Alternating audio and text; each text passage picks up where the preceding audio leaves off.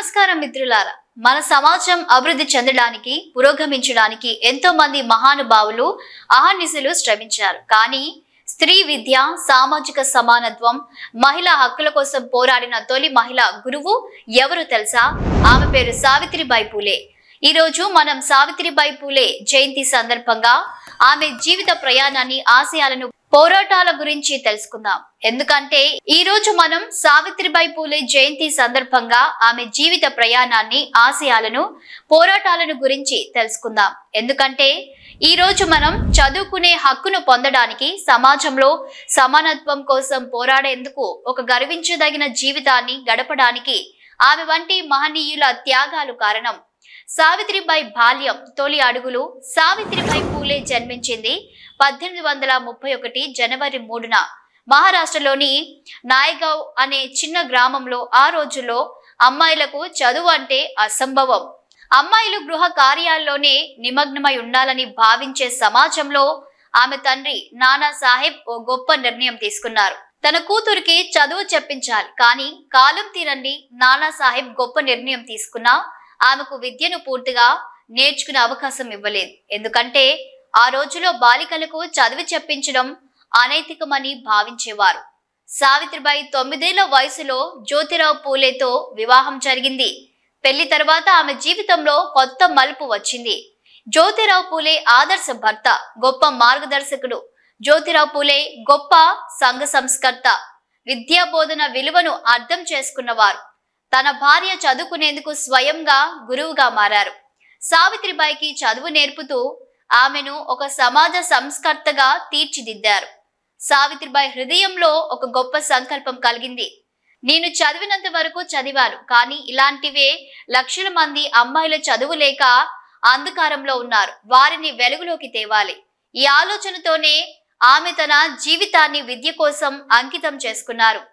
భారతదేశపు తొలి బాలికల పాఠశాల స్థాపన 1848లో జ్యోతిరావు పూలే సహాయంతో సావిత్రిబాయి పూలే భారతదేశపు తొలి బాలికల పాఠశాల స్థాపించారు.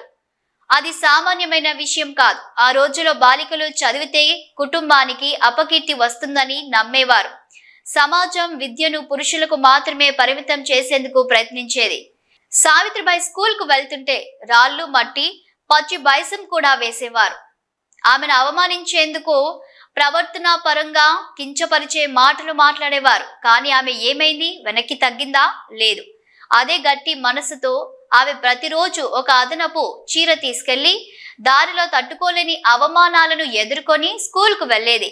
ఎందుకంటే తన లక్ష్యం స్పష్టంగా తెలుసు: మహిళా సాధికారత కోసం పోరాటం.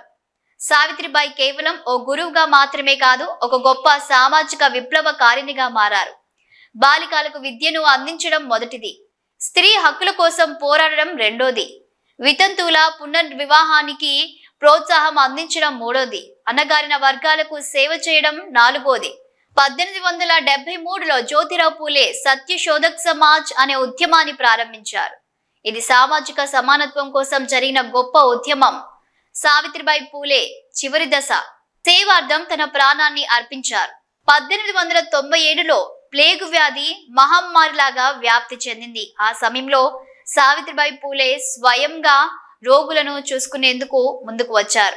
ఆరోగ్య సంరక్షణ లేక, కనీసం తినడానికి తిండి లేక ఉన్న అనేక మందికి ఆశ్రయం కల్పించారు. కానీ ఆమె ఈ సేవా కార్యక్రమంలోనే ప్లేగు బారిన పడి తన ప్రాణాలను కోల్పోయారు. ఆమె మరణించినా ఆమె ఆశయాలు మరణించలేదు. ఆమె చూపించిన మార్గం మనం అనుసరించాల్సిన మార్గం. సావిత్రిబాయి పూలే ఇచ్చిన గొప్ప సందేశం: చదువుకో, అర్హతను సంపాదించుకో, స్వతంత్రం పొందు. ఈ రోజు మనం ఆమె జయంతిని జరుపుకుంటున్నాం. కానీ ఇది కేవలం ఒకరోజు వేడుకగా కాదు. మనమంతా స్త్రీ విద్య, సమానత్వం, సామాజిక మార్పు కోసం కృషి చేయాలి. ఒక అమ్మాయి చదువుకుంటే ఒక కుటుంబం చదువుకుంటుంది. ఒక కుటుంబం మారితే సమాజం మారుతుంది. సమాజం మారితే దేశం అభివృద్ధి చెందుతుంది. జై సావిత్రిబాయి పూలే. ఈ గొప్ప మహిళా విప్లవకారిణి గురించి తెలుసుకునే ప్రతి ఒక్కరూ ఈ వీడియోను షేర్ చేయండి, లైక్ చేయండి, కామెంట్స్ చేయండి, మన ఛానల్ను సబ్స్క్రైబ్ చేయండి. ఈ చరిత్రను మరింత మందికి తెలియజేద్దాం.